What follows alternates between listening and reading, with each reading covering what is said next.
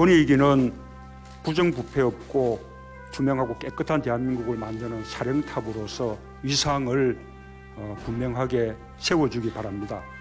공공, 민간 가리지 않고 국민들 눈높이에서 국민이 체감할 수 있을 정도로 부패 구조를 건절하는 노력을 당부드리겠습니다.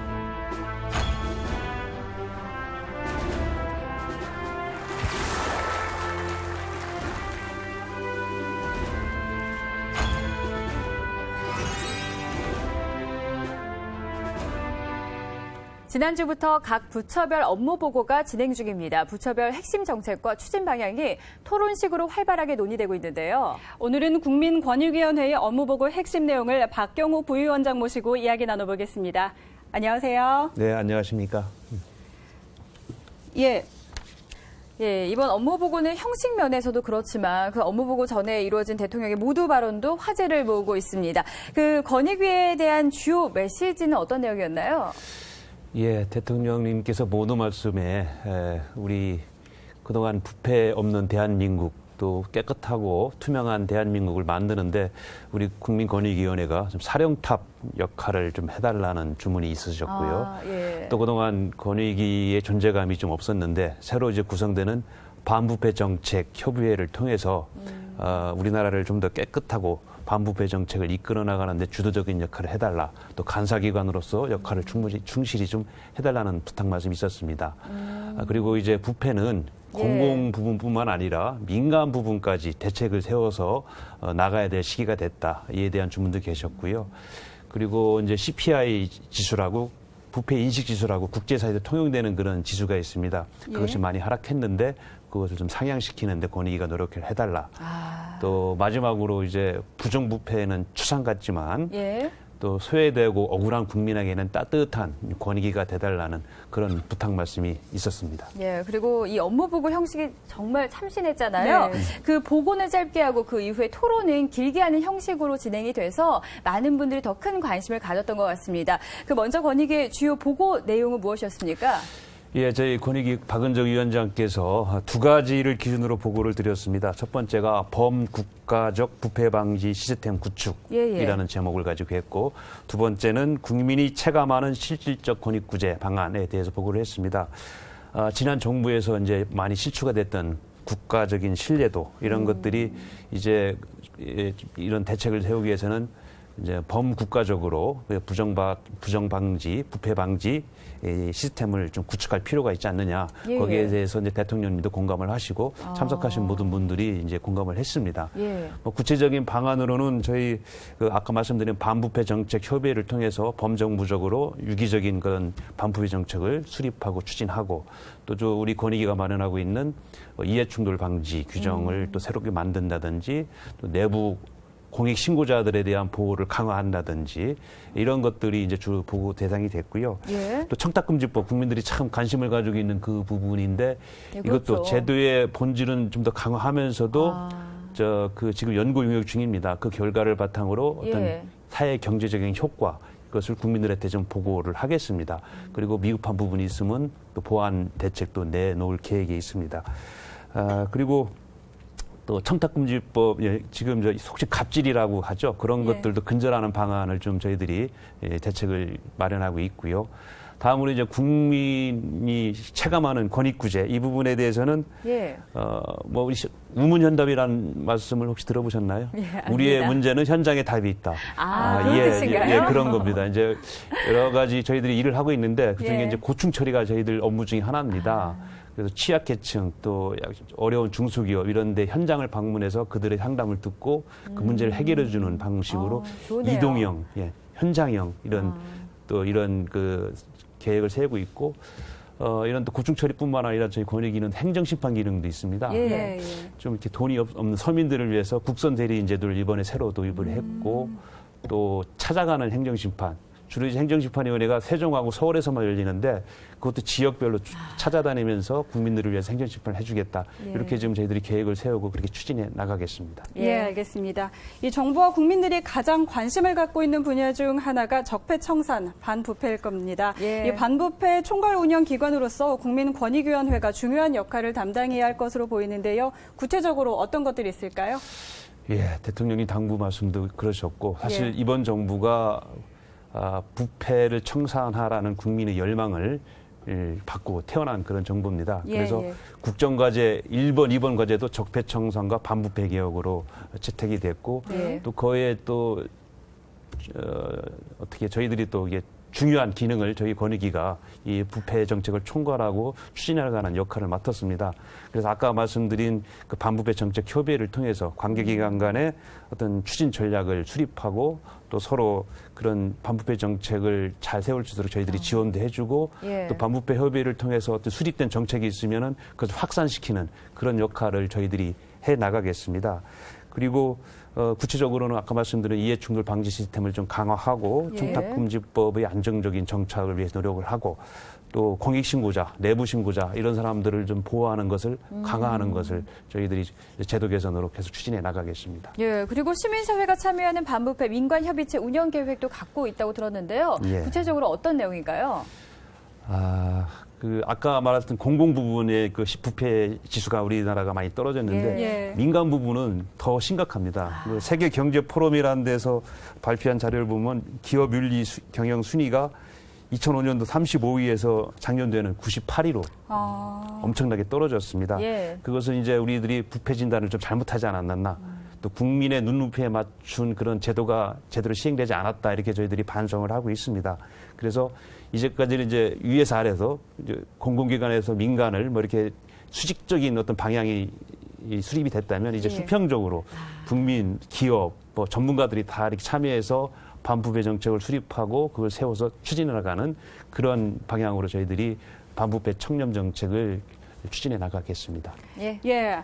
아까 그 청탁금지법에 대해서 언급을 해주셨는데요. 예. 다음 달이면 이게 시행된 지 1년이 됩니다. 공직자에 대한 부정청탁은 금지가 됐지만 반면에 공직자의 민간에 대한 청탁 부분은 취약하다는 지적이 있는데요. 이 부분 어떻게 개선될까요?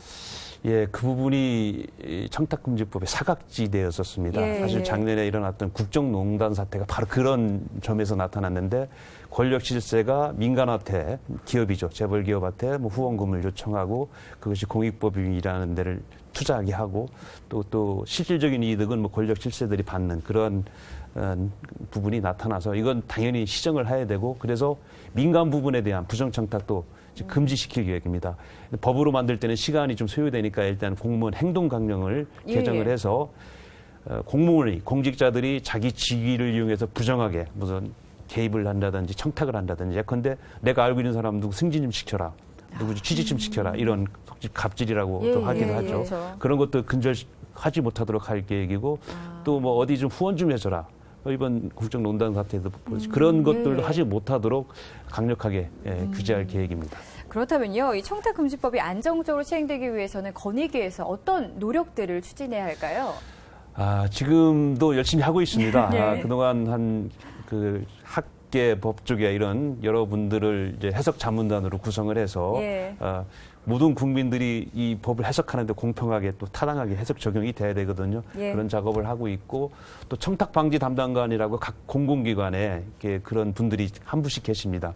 그런 분들을 주기적으로 교육시켜서 각 공공기관별로 이제 자율적으로 잘 대처해 나가도록 계속 교육을 하고 있고 또 지금 한 1년간 해석 사례를 한 몇천 건 모았습니다, 저희들이. 그래서 많을 그걸 것 같아요.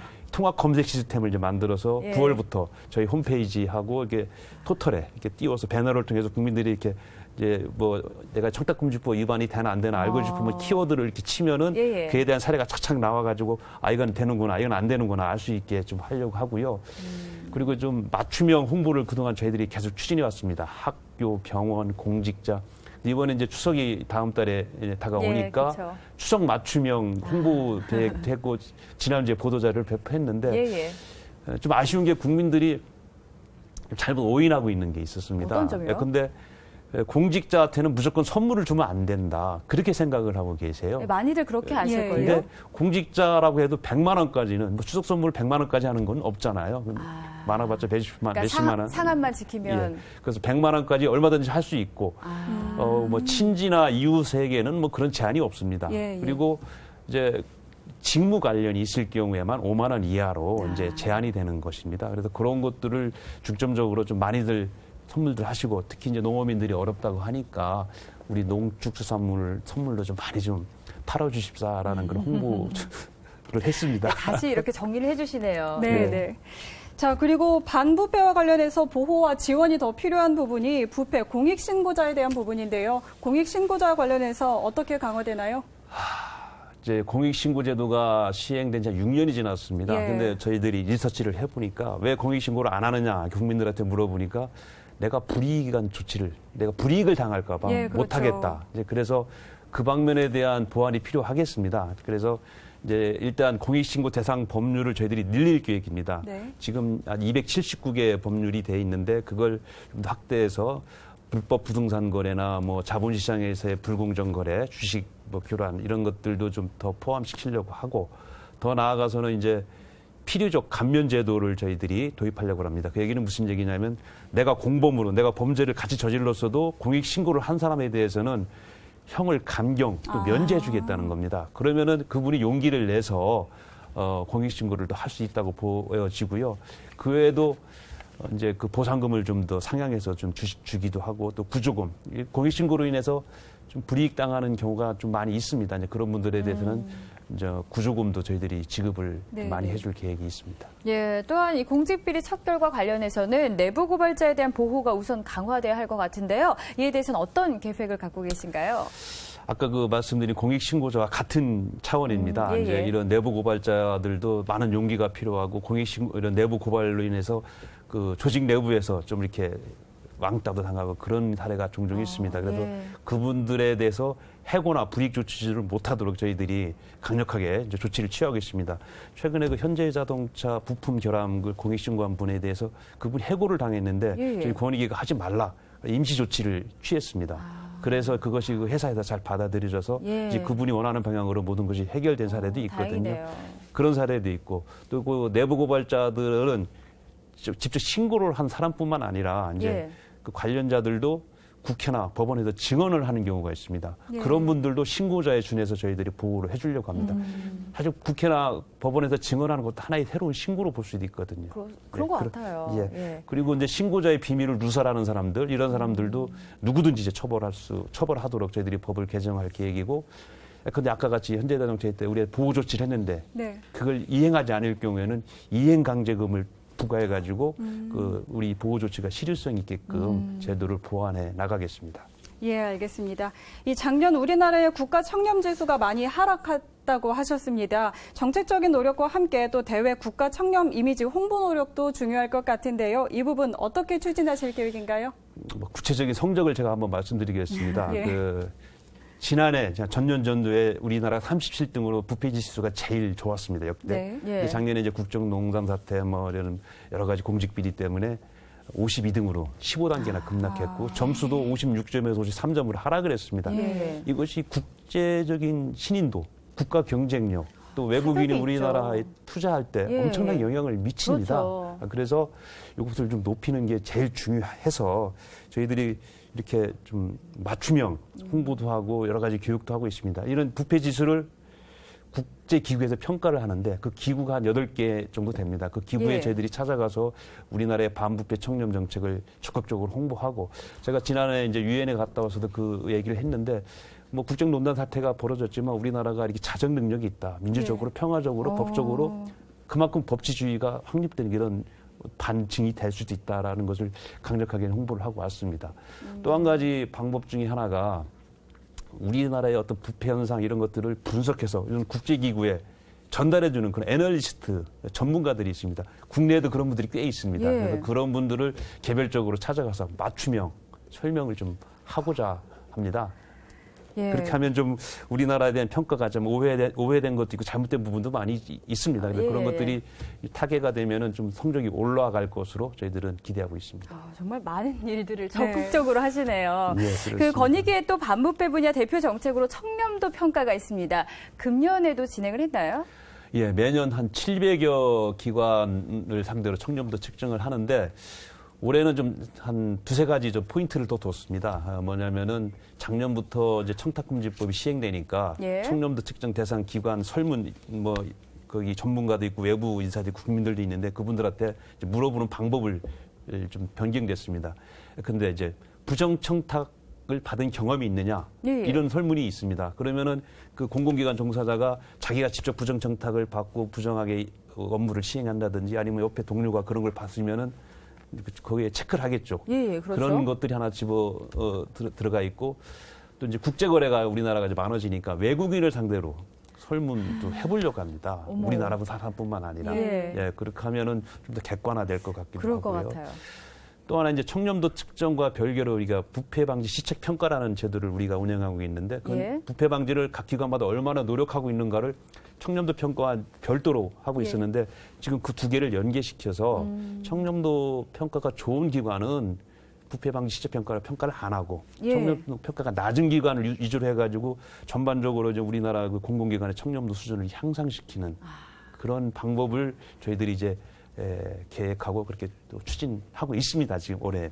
예, 알겠습니다. 예, 그럼 마지막으로 국민권익위원회 앞으로의 계획에 대해 짧게 부탁드립니다. 예, 그 구조적 고질적 그런 비리가 있습니다. 그걸 예. 우리 뭐 대통령께서는 적폐라고도 말씀을 하셨고 사실 작년에 이제 국정농단 사태가 그런 권력형 정경유착의 전형적인 비리입니다.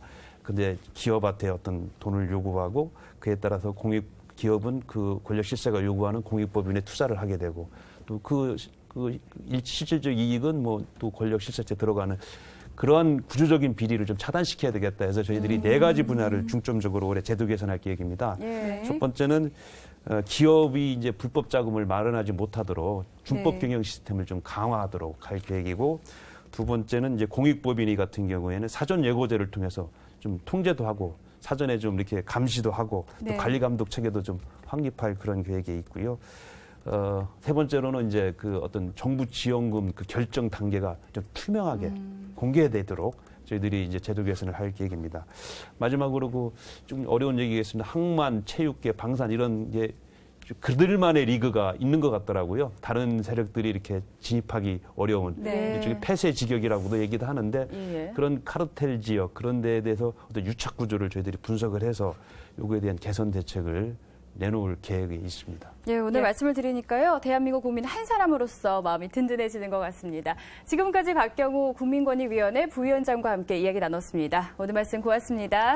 감사합니다. 네.